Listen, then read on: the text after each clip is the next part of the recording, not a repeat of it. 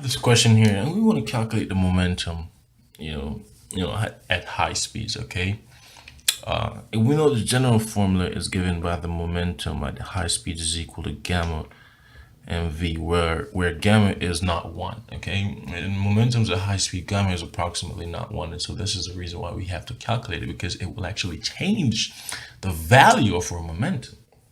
Okay, so if I'm looking at this, it says a proton in an accelerator attains a speed of 0.699 c.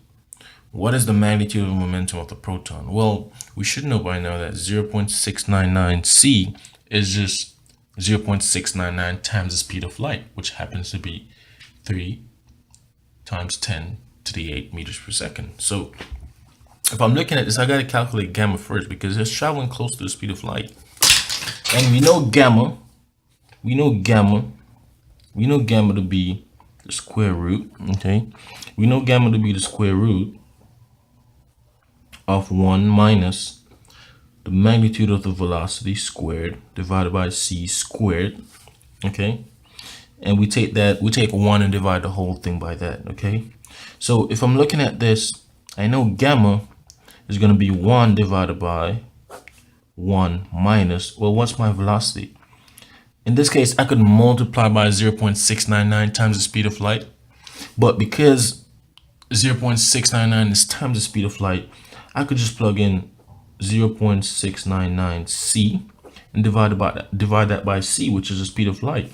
You could, my pen dropped, and you could actually see that the momentum, that c is just being canceled. So she's just canceled in this case. So in this case, if I take as the square root of 1 minus 0.699 squared, okay, and I take 1 and divide that by my answer, okay, then I get gamma to be approximately 1.398.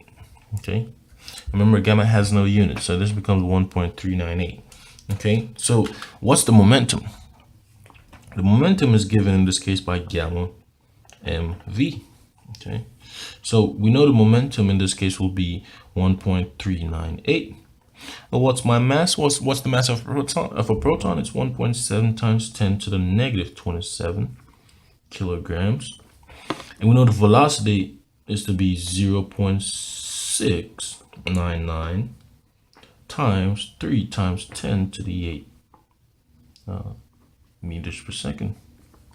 Okay, so we got to plug all this into our calculator. So this now becomes 1.398 times 1.398 times 1.7 times 10 to the negative 27 times 0.699 times 3 times 10 to the 8, and that will give us approximately 4.98 times 10 to the negative 19 kilograms per meters per second.